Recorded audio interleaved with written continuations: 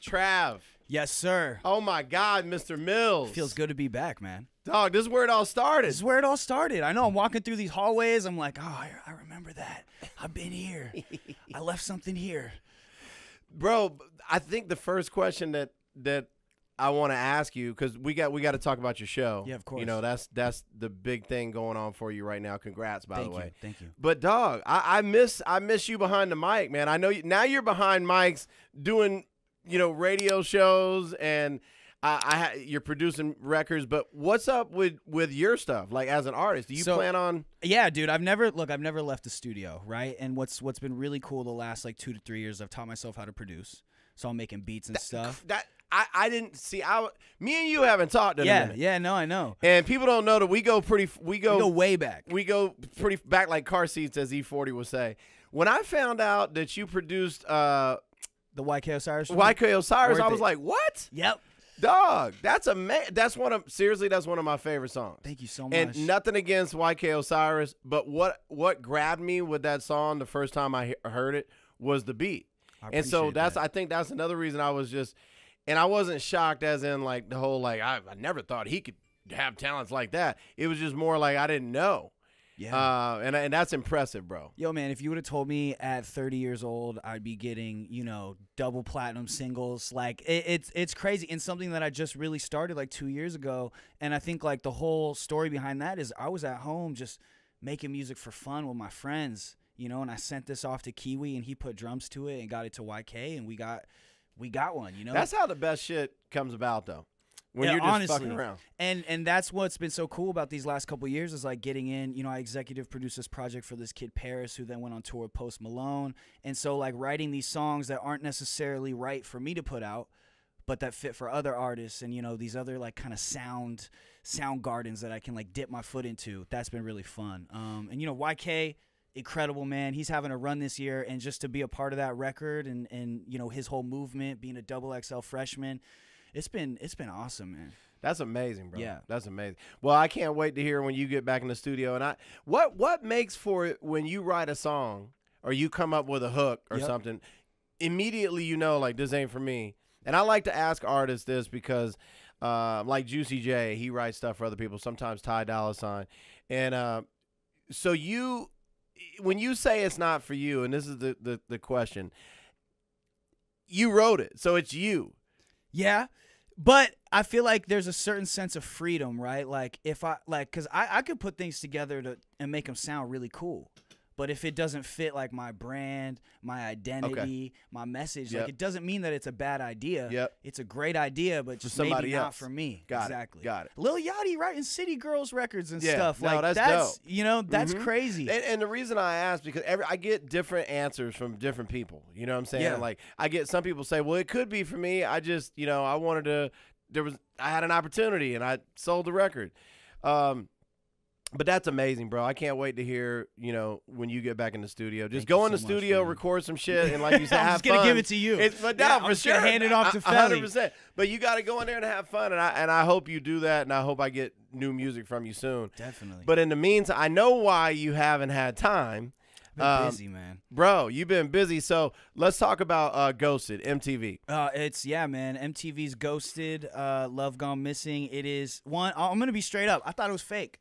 Right? I've known about this show. I'm like, cool. By the way, you ghosted me. Huh? You ghosted me. What do you mean? It's been so fucking long. I was like, when I found out we were going to do this, I'm like, where the fuck is Trav been? And I follow you, so I kind of, I've been able to see what you've been doing. But yeah, you ghosted me. And well, don't worry, season 2. We could squash all of this on season 2. Yo, so for people who may not know, explain exactly, you're going into season 2. Explain how this show, like what it's all about. Yeah, so, you know, season 1, we're just pretty much taking this epidemic across the country, right, and shining light on this thing that is called ghosting, which I know I've personally ghosted people before. I've been ghosted. And, you know, it's when you have a relationship with someone, not romantic, doesn't have to be romantic at all. I've been ghosted by best friends, by family members.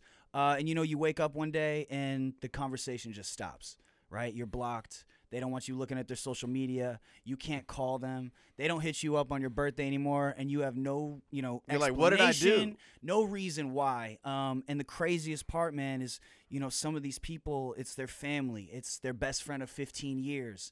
It's, their boyfriend. It's a fiance. It's just these deep-rooted relationships that all of a sudden one day are gone, and you have no explanation why. And that's one thing that we're trying to help people figure out. So when you've along doing the show, what's the craziest, like, has there ever been a time, because you guys go and you find the person who's done the ghosting? Yep. So the dude or girl, or even a girl that's gotten ghost, you go find them and you say, yo, what's up? Has there ever been a time where you guys are you guys putting the ghoster with the ghostee? So that's the whole point of the show, right? Is to get these people who have been ghosted to come face to face with their ghost and confront them, right? So some of these people haven't seen each other in 5 years. Some haven't seen each other in 7 months. And there's this weird tension in the room when we're able to track these people down. And, when we watch these people who we become friends with, we become invested in their story. With the ghoster. We call them the haunted, right? The person who's been ghosted, they're the haunted. That's who you come. That's who you talk that's to who first. Yeah, man. And they tell you the story, like, he just one day just up and bounced. I'll find social media profiles. I'll track down friends and ex-girlfriends and family members. Dope concept for the show, bro. Thank you, man. And these people come face to face, and they a lot of the times they find out reasons that they might not have wanted to find out. Ignorance is bliss sometimes.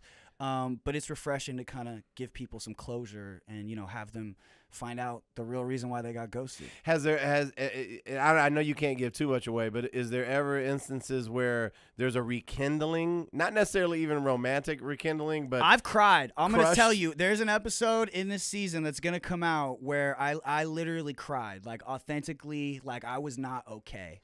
Because a lot of times you cry non-authentically. Yeah, exactly. Like when I'm calling you drunk at the club and I'm like, why didn't you play my song, Phil? Why didn't you play my song? Hilarious.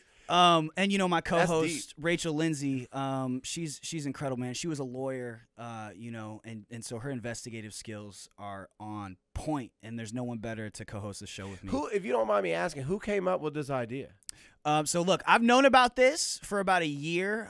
This was an MTV thing, and they came to me in the beginning, and for a while I have different projects and stuff, and I didn't know if we were ever going to get to do this show.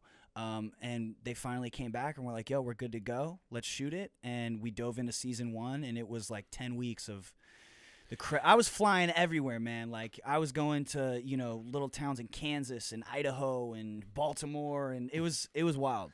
Now, when you were first told about the show and given the concept, was it something right away where you were like, oh, this is perfect for me? Well, I ghosted someone and have a tattoo on my palm to commemorate it. So, and I've told this story throughout my music career, right? Because when I was 18, this girl flew me to Vegas, and she was from Canada, and she needed citizenship, and she's like, let's get married. And I was like, cool. And, I was turned up. She sent me a plane ticket. I get on a plane. I land. She had a beautiful face, huh? I got catfished. That's what happened, to be honest. I got catfished. And so when I saw her in person, I was like, oh, damn, I got catfish. And I was like, yo, instead of getting married, it's a lot of paperwork, all this stuff. I was like, let's just go get matching tattoos. So she didn't have a beautiful face. It was different. Let's just say it was different. Was her name Noor by any chance? Okay. Sorry, I just thought. Anyway. Felli's on. Yeah, sorry. Anyway. And so, she had a ton of tattoos like me, and I was like, let's just go get tattoos. And she's like, cool, where you want to get tattooed at? And see, you're a nice guy. Right? I was like, dude, I was 18. I was a dumbass to be quite honest with you. And I was like, let's go get our. I think I was a dumbass at 18 too. Let's go get our palms tattooed, because I always heard your palms, the tattoos don't stick, right? So we each got half of a heart. Wait. Go ahead. What, you want to know why? Why do you think that a tattoo's not going to stay in the palm of your hand? I just don't think that's accurate. Well, I thought it at 18. Damn. And so I'm like, do you want to go? Yeah, we'll get our palms tattoo. tattooed. It ain't gonna stick. It's your palm. Exactly. It'll fall out. So we get half. Did you of a get heart. the tattoo at the palms? Huh? No, sadly, Both no. of your palms were at the palms? It was Okay, at her that would've been friend's amazing. tattoo shop. And so I went first. I get half of a heart that says just married tattooed on the palm of my hand. I go outside while she's getting Now I'm hers looking done. at your palm. Like, is this It's still right there? here. Bro, watch. I'll Yo, show. that shit I'll is- show you. You got to let the camera see. Oh, yeah. So while she's getting hers done, I go outside. I call my friend. I'm like, bro, leave California right now. Drive down to Vegas and pick me up, right? Call me in 10 minutes and tell me that something crazy happened, like a family emergency. I go back inside. He calls me in 10 minutes.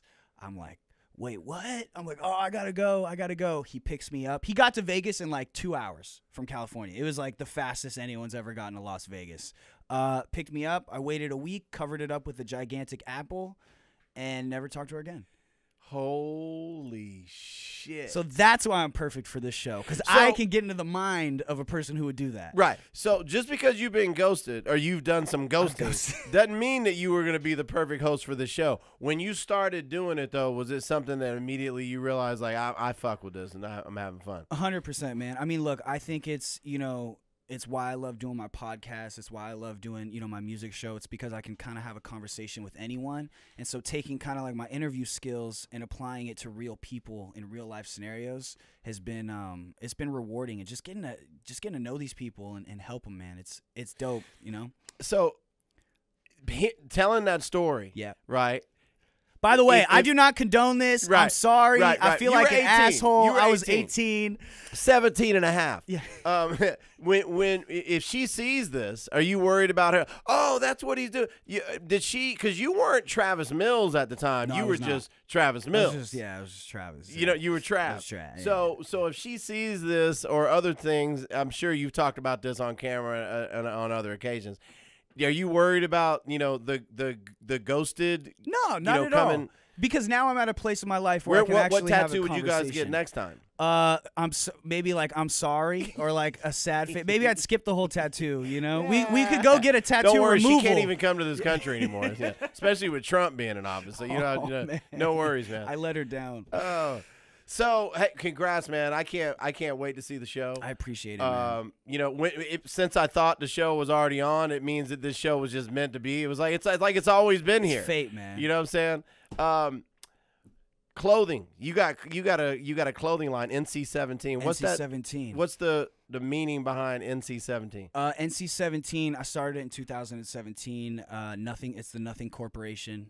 Nothing to do with North Carolina. Nothing to do with North Carolina. But it was some of our first designs were based around some of my favorite NC-17 movies. And before rated R movies existed, that was kind of the only rating system, for provocative, sexually explicit stuff.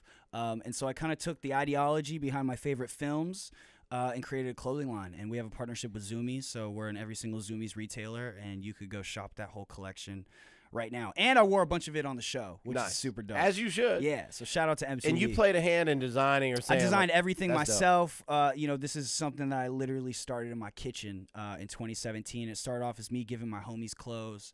And, now we have a partnership at Zoomies, which was my first job ever. So, like, I used to work in Zoomies. And now you got clothes in Zoomies. So, it's wild. I went to the Riverside Zoomies where I used to work, and just to see, like, my line in there, it's wild. That's amazing. Thank you. I know that's a great feeling to go into someplace you work and see your stuff in there.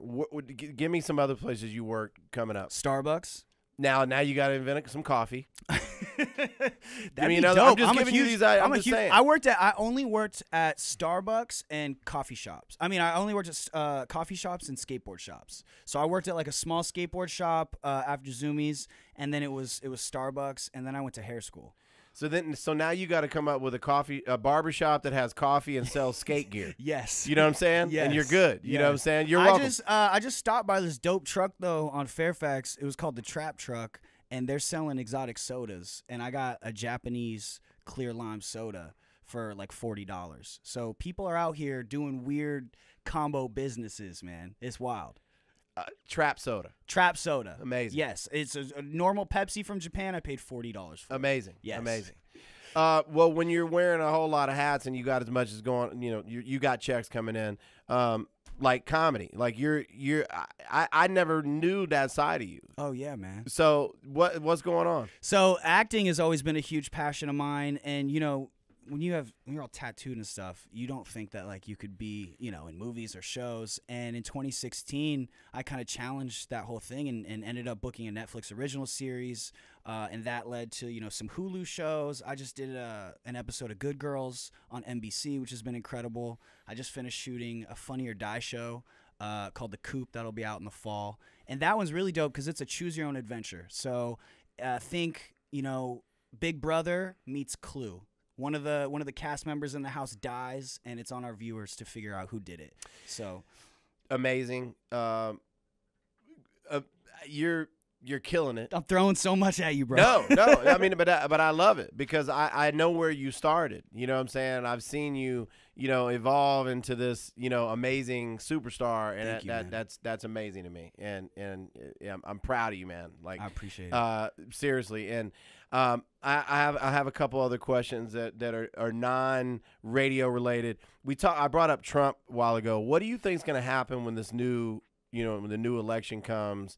Do you think Trump has another chance to be elected president? Do you know what's crazy that you asked me that question? Is one of you're a Trump supporter? No. Okay. One of the episodes on Ghosted deals about the election.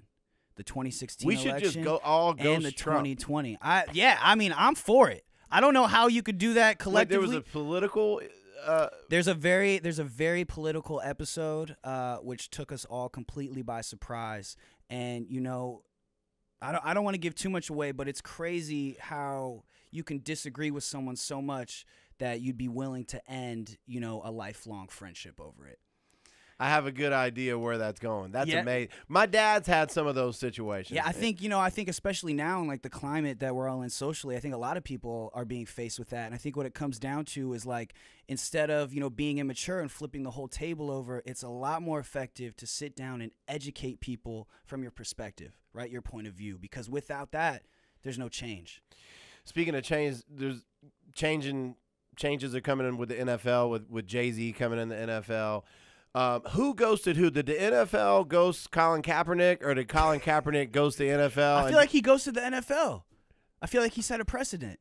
You think Jay-Z is gonna? You think he has a chance of helping Colin? Because it's been over 900 and something days since Colin Kaepernick. I mean, if anybody is able to do that, I definitely think it's Hove. Like you look at everything that he's done for Meek Mill. Have you seen that documentary? Yeah. Pieces of it. Okay, it's incredible. But I know all about it. If you haven't, and I'll admit my ignorance when I don't know a lot about something. I wasn't that familiar with Meek's case. We obviously read the headlines, and I love his music, but getting to sit down and actually watch. I mean, being on probation for I think it was 12 years. Oh, getting to see that and being like, wait, what? Why did it take this long? And then you say, how were you able to do everything that you did and accomplish all this?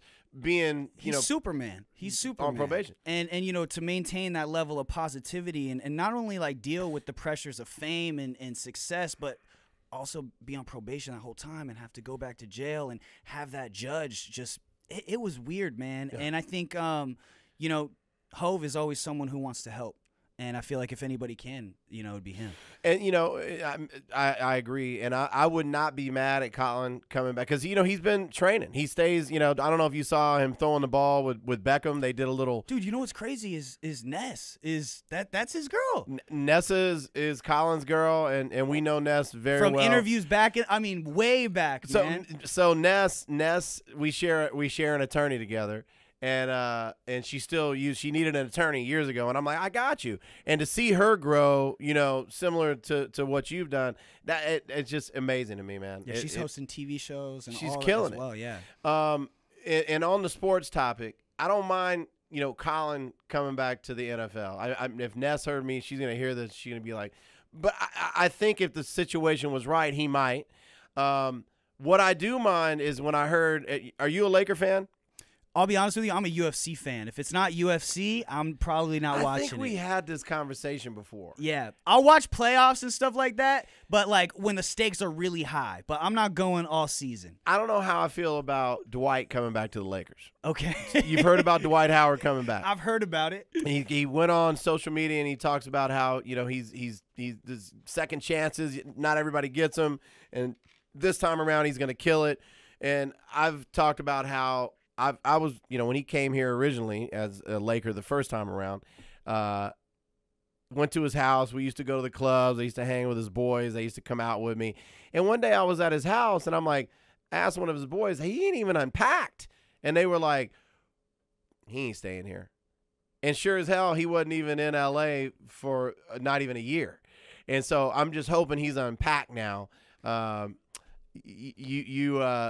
You're not a basketball fan. I'm not a basketball guy. No. So, but yo, Rachel, she has an ESPN show. She's the sports one. So like all the camera operators and people on our crew, nice. They ignore me and they just talk to Rachel all day. I get like no cool points. That's her thing. Dog, well, you got all the cool points in the world doing all the stuff you got going on, bro, and it's only going to get bigger for you. And hopefully you come back. Maybe next time, you know, Nick Cannon is doing mornings now. 100%. I just did Wild 'N Out not too long ago. Oh, my episode's about to come out. You got to come in the morning and hang out with Nick. Love it, man. You know what I'm saying? Until next time, brother, nothing but the most success ever in life. Felli Fel, I appreciate you, man. You've always shown me love. Come on. Yeah, I got to hear more music. Let's I'm waiting, do it. man. All right. Too long.